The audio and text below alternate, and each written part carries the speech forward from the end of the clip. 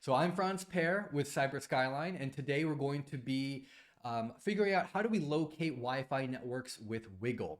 We're going to walk through how Wi-Fi devices find different Wi-Fi networks that they can connect to, and the privacy implications of that, and how that ties into the actual geolocation of these Wi-Fi networks.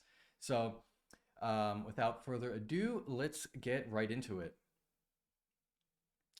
So WiGLE is the wireless geographic logging engine. It's basically just a big database that holds information about different wireless networks and hotspots around the world, and you can use it to geolocate a wireless network. And the way that this works is that people out in the community, they'll do something called war driving. Now, this involves driving around with some Wi-Fi antennas strapped to the top of your car, and you'll collect information about things like the signal strength of the different Wi-Fi networks that you're driving past, along with GPS coordinates that you're seeing as you are driving through. And that information can be used to estimate the location of the Wi-Fi networks that we're seeing.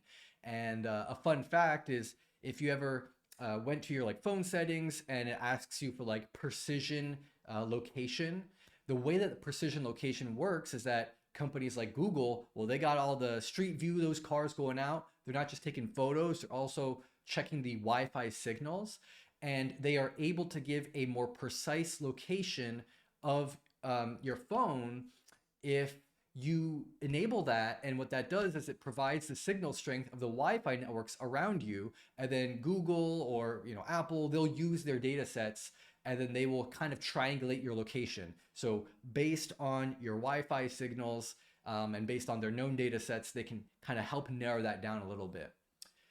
So that's how companies will use it. WiGLE is specifically a community project, so all that Google information, it's not in there. That's proprietary to Google.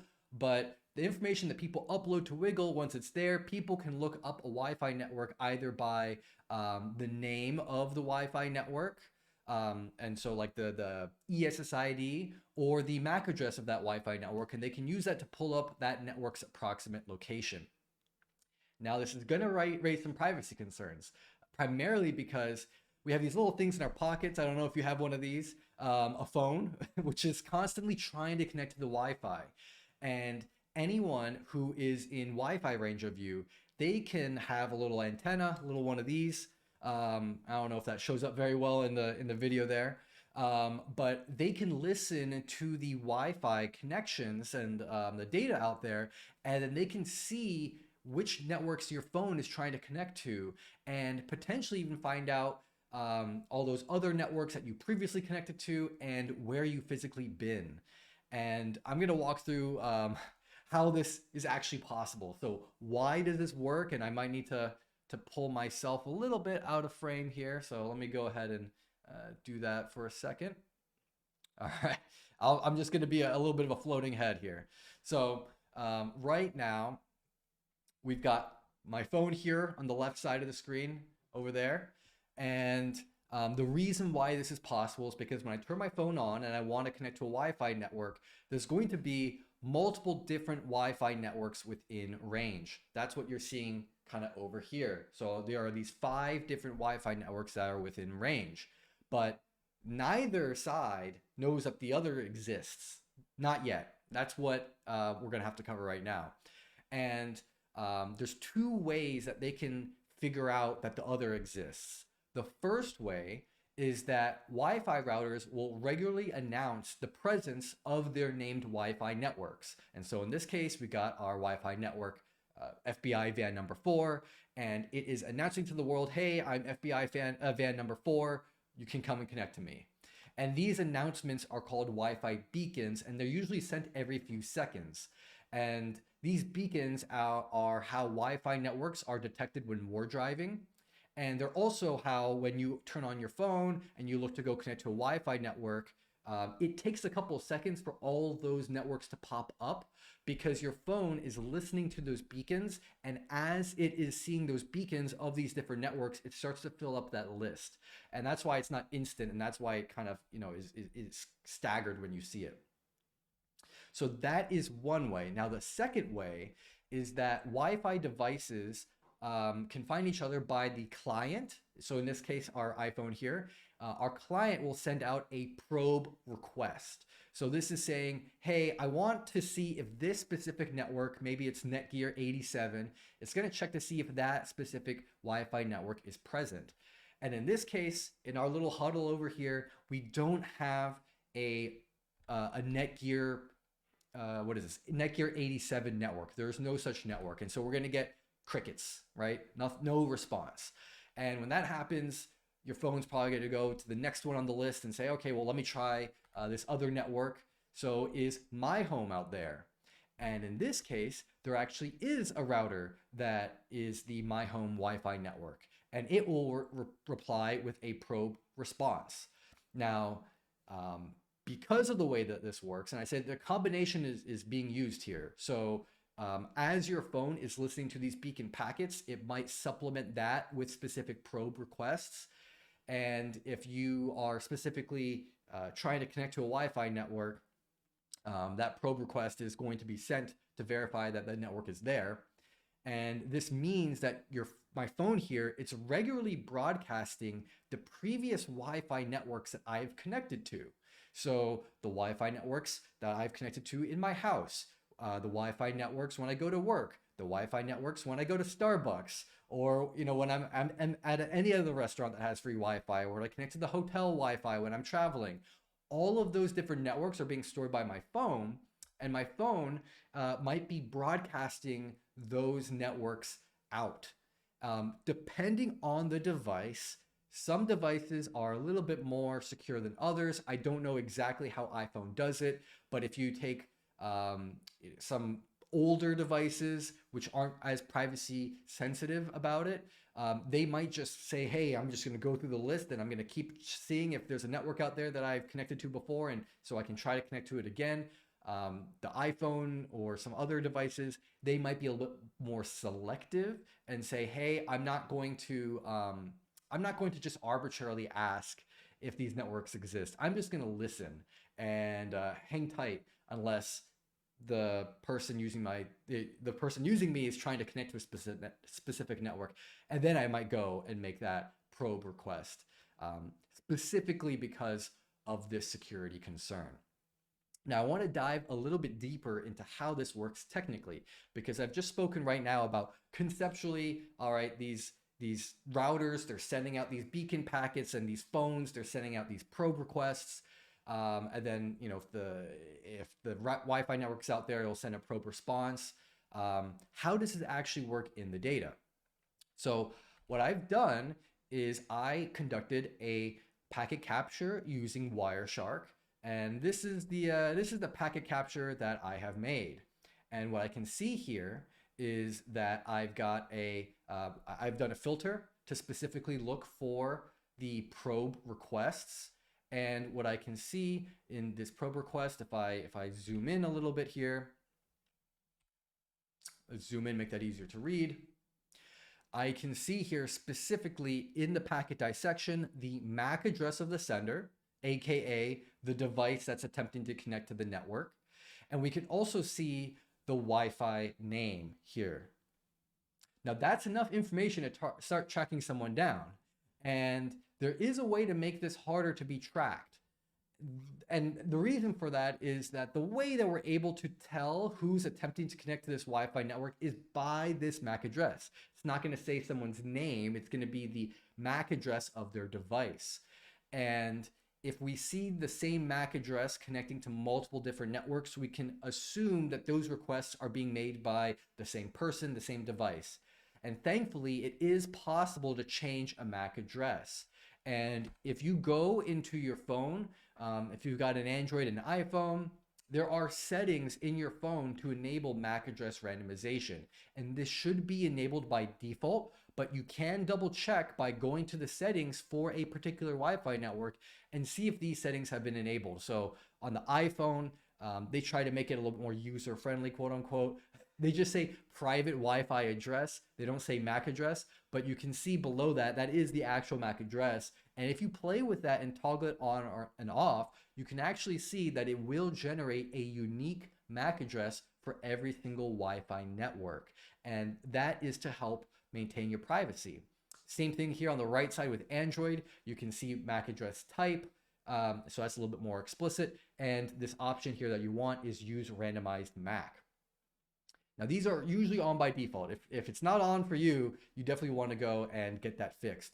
But the reason why this is very helpful for maintaining your privacy is if there are different MAC addresses connecting to the networks, then it makes it much harder for someone to specifically know that it is you that is attempting to connect to all these different networks. And that's just an added layer of protection. But all of this information that's coming out, it's still kind of going out into the public. Everyone who is physically close enough in Wi-Fi range can see all of this information. And so there's nothing that you can do to prevent any of this stuff from being seen. All right, so let's move over to actually trying this out in practice. Let's track down a Wi-Fi network.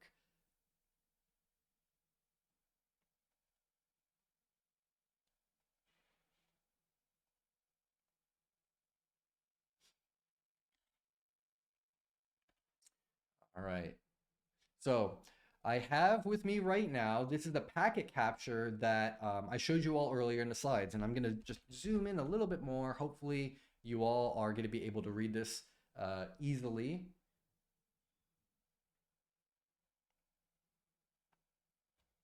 And what you can see here from this packet is that this is a probe request. The way that this is identified is through the 802.11 flags. And so you can see here, there's the type subtype probe request, that's 0004. And there are different numbers for different types of Wi-Fi packets. So this is specifically a probe request. There's also a probe response, that's a different number, but this 0004 indicates that it is a probe request. And then I can see here as well, this is the name of the Wi-Fi network that we're trying to connect to. And then if I expand some of these other fields, here I can see the signal strength. So this is being used in the war driving to help kind of identify the distance from the Wi-Fi network. And then I can also see here transmitter address. This is the MAC address that is being used to try to connect to this network. Now we have this information, so let's go into WiGLE and see what we can find. And so this is the WiGLE website. I happen to have an account. I would recommend making a free account. It doesn't cost any money. The reason for that is if you don't have a free account, you can only use the search on the homepage here, which is more limited and it's also slower. So I would definitely recommend making a free account. From here, I can go to View, Advanced Search. And what I want to do is search for, I want to go and search for the name of this network. And so I'm going to come over here and I'm going to collapse these because it's too much information. Okay, so we've got our SSID, right click, copy as printable text. I don't want to copy the raw data. I want to copy the actual text. And then we've got SSID network name. And I can search for that. And here it is. You can see we've got one result. This was first seen in 2013, most recently seen in 2014. We have a lat long. I can go and put this on a map. I can also do something like go to Google Maps and try to look that up and see where that takes me. And so if I put that into Google Maps, I end up somewhere here, somewhere between Trenton and New York. So the New Brunswick area over here in it looks like New Jersey. Now, if you are trying to use this tool to geolocate a network, keep in mind that the results are only as good as the data that comes in. And the data comes from random people just looking around and war driving. And so A, the data might not be super reliable. B, some of this data might be outdated. I mean, this is years old at this point. It's like 9 years old at the time of recording here. And so it's entirely possible that this Wi-Fi router no longer exists. Maybe it got, maybe someone like physically moved, like they moved houses and they brought their Wi-Fi router with them. And so these GPS coordinates are just completely wrong. Keep that in mind. And so this might be helpful as a tool, but realize the limitations. It will not give you perfect results. It's going to give you an estimate. Now, what is really cool is if you go in, and I'm going to go back into the basic search here, and I'm going to search for a name. Oops, I still have the GPS coordinates in my clipboard. If I search for name,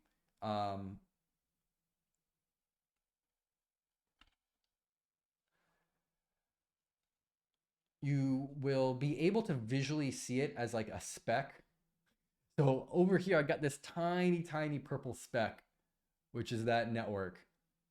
Now, this might be a little bit more helpful if, for example, you've got a Wi-Fi network with a very common name. So let me just type in like Netgear 87, which was from the slides.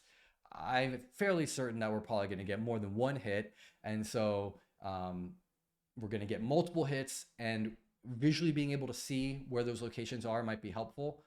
Oh yeah, we definitely got way more hits. Like all over the country. I mean, this looks more like a population density map of the country. If we go into the advanced search and we search for Netgear 87 over here, we search for that. We can kind of simplify it for ourselves. We can limit it to just say, hey, we want to limit to the US. We query that. And this will give you a table that you can use here.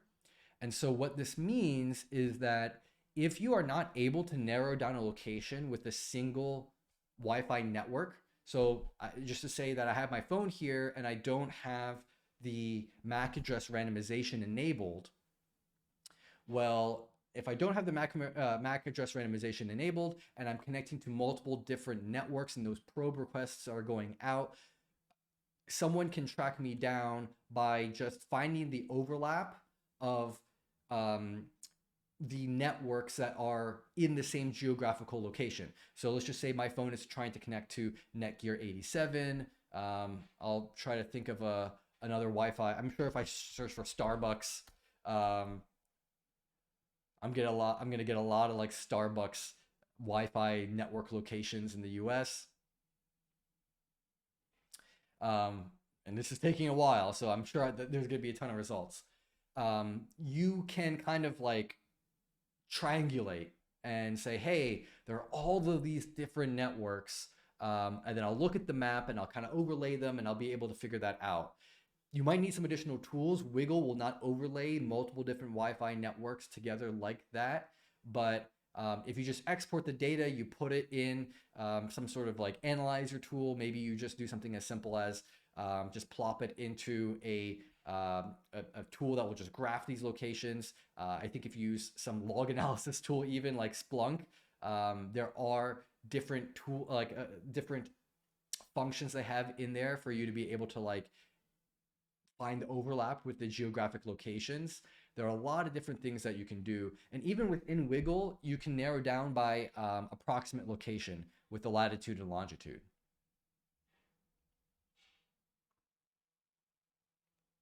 But you can see here that with very, very limited information, I can go and track down a Wi-Fi network. All I need is a name. If I am able to get a MAC address of the Wi-Fi network, that is even more accurate because you're going to get a lot of duplicates when the Wi-Fi network name is the same, but the MAC address, there are going to be fewer duplicates of the MAC address. Now, going back to what we saw in the packet capture, the probe request does not indicate the MAC address of the Wi-Fi network that the device is trying to connect to. And the primary reason for that is because it's actually possible for multiple different routers to be connected and hosting the same Wi-Fi network. So you'll see this a lot in enterprises. If you are in a school, for example, there might be one school Wi-Fi network, but they'll have multiple different access points, multiple different Wi-Fi routers. Each Wi-Fi router will have its own MAC address, but they'll all have the same Wi-Fi network name, the same SSID. And so those probe requests are not going to have a MAC address because it's trying to connect to any device that represents that network, and not one particular MAC address. And that actually means that it's more difficult to track down because you might have multiple different organizations, people putting up Wi-Fi networks that have the same name. Now, the way that your device will be able to differentiate from the different wireless networks that have the same name is that it'll try to log in and it'll fail to log in when your credentials don't work. Or it's an open network, in which case it doesn't care. It got connected. And so that's something to consider, is that these MAC addresses are not being sent out in the probe requests. It's just going to be the SSID, the Wi-Fi network name. However, in the beacons that the routers themselves are sending out, their MAC addresses will be indicated there. And so for war driving, you'll be able to see, hey, these are all of the different MAC addresses nearby. And if for whatever reason, your device gets compromised, and or maybe you give permissions to some applications on your phone to connect to be able to like manage your Wi-Fi, and they're able to grab all the MAC addresses of the devices you've connected to, then someone would be able to more easily identify where you've been physically. But a fun fact with this is that there's a lot of tracking that happens here. And I've seen things like stores, for example. If a store has a Wi-Fi network, they will keep track of people who connect to the network, and they can actually see the same person coming back, because your phone will reconnect. And even if you have the MAC randomization enabled, the MAC address randomization enabled, when you come back to that store, your phone is going to use the same MAC address to connect to that Wi-Fi network. And so the store is going to know, oh, this person's back. And maybe they use that information with some of their other data collection, their other analytics, to kind of build a consumer profile on you.